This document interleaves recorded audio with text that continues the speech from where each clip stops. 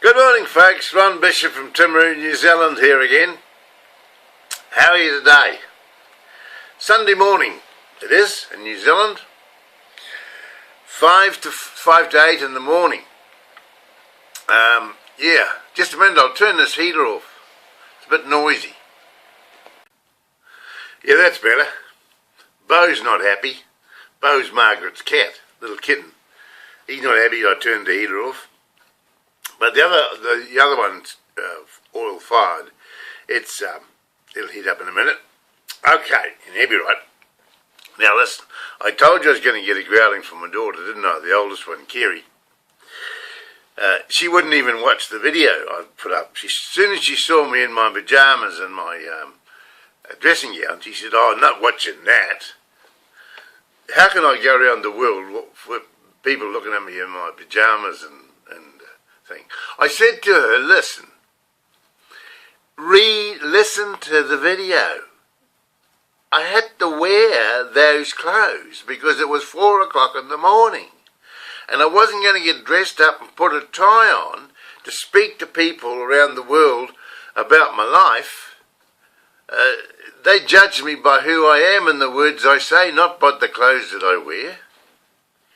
So having my dressing gown on at 4 o'clock in the morning is not unusual. Okay? It's part of the story. Now I've got my Sunday clothes on today because I've got the garden to do. We've got to tidy up the place. There's a party coming up. Margaret's 80th birthday's coming up next weekend. And we've got people coming from all around the bloody world to it. And they want to go skiing on Mondays. They're only here for a few days. These are the ones in Australia. Sharon and her family. They're coming over. But they're only going to be here for a few days. And on the Monday they said they're going skiing. Now I can't ski. I'm bloody hopeless at skiing.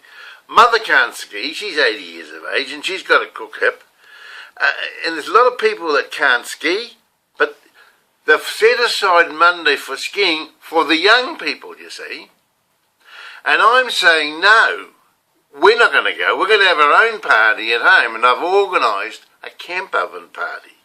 Do you know what a camp oven is? A camp oven is a big hard cast steel big pot which we cook our meal in.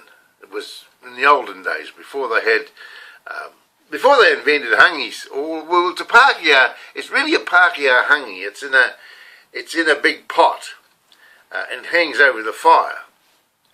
And I'm good at putting down camp ovens. Right?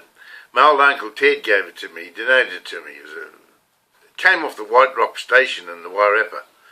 Can feed about 30. We're going to feed about 30. But I'm having the party on the Monday.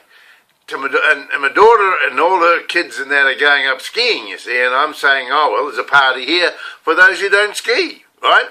We're doing a camp oven. I've got the boys going to get a half a pig's head because we put pig's heads in it, half a pig's head. And beautiful. Have you ever tasted pig's head in a camp oven? Absolutely fantastic. Yeah, and I'll be videoing it all. I'll show you it all, okay? Now, here's another thing. Kerry hit me up for $100 the other day. She wants $100 to put on the bar at Margaret's party, you see. She thinks, four of us should put on... pay for the drinks at Margaret's party, and she wants $100. But she didn't ask $100 from the oldest boy, Gary, and she's a bit frightened to ask Michael because he's his brother. But anyway, there's four of us supposed to put up this $100. But I was thinking last night, why do we have to buy whiskey, gin and all this stuff for people? Why can't they buy their own whiskey and gin and stuff, and all that hard stuff? Why don't we just supply the wine? I'll buy $100 worth of wine, right? Now you get quite a bit. I don't know how much you get for $100. What's six? About six. How much you pay for a bottle of wine? $10, say. Say you get it for $10. I get $10 bottles of wine for $100, couldn't I? Eh? And I could put 10 bottles of bloody wine on the table, and it'd be enough to get a few people drunk, wouldn't it? You see, Jesus didn't have gin and whiskey, did he? He had wine. He turned the water into wine. He didn't turn it into whiskey. He didn't turn it into beer. He turned it into wine. And I bet he sculled a bit of it himself as well. Okay? The Christians think he didn't drink, that it's a sin to drink. But no, it's not. Nothing wrong with the wine. What wine does, it gives you a bloody headache if you have too much of it, which is a good thing. So when you drink wine, you drink it for pleasure, in moderation, you see?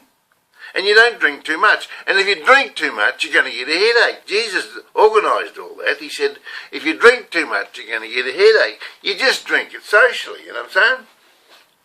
I'm giving you this sermon on a Sunday because it's time people realise that the Bible's not right. You know, I don't believe that Mary was a virgin. That's the biggest joke of the country. You mean to say she married Joe? She wasn't married to Joe, but she had a baby when she was a virgin. How the hell did that come out? You know, they tell you a lot of lies, these Christians. Some of it's right. I'm not saying it's all wrong, but they get carried away, don't they, eh? Now, I know Jesus. I know him well. He's a good bloke, a good mate of mine. We've known each other for 30 or 40 years, as I said in my last video. And he's a good bloke. And he doesn't mind a drink. And he doesn't like dishonesty people. He doesn't like gamblers. He kicked them out of the church, didn't he? Geez, he tipped up the tables. He's an angry bugger, that Jesus. Oh, when he gets wild. And he calls a spade, doesn't he? He's like myself. He doesn't mince words. He says, don't do that. That's wrong. Okay, that's what I say to people. Don't do it. It's wrong. Yeah. Hey, listen. Oh, I got a bit of a stomach ache. Oh, tell you what, I got drunk last night.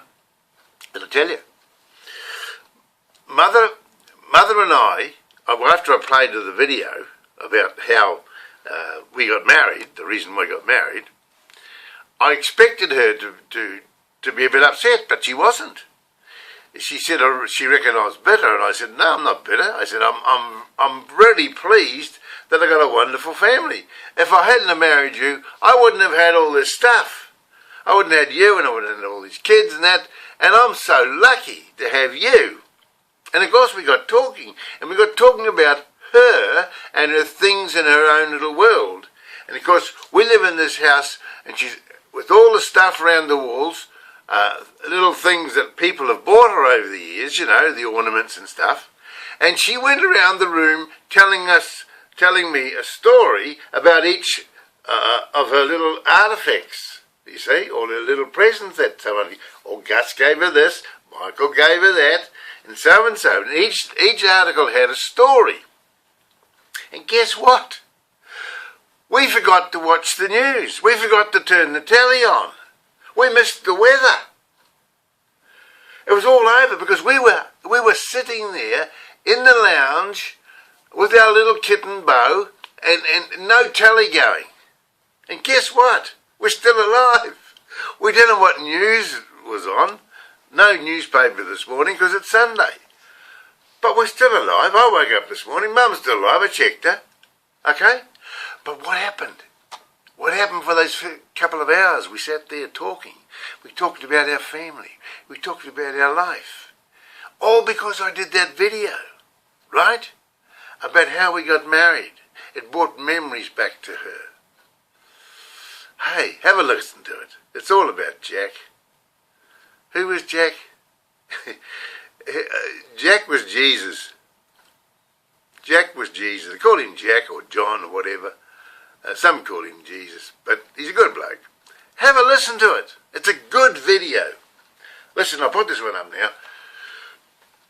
And then I'll go and have another drink, a cup of tea, okay? So I'll see you in the morning. I'm coming on every day, okay? I might even do another one today if you're lucky, okay? See you later.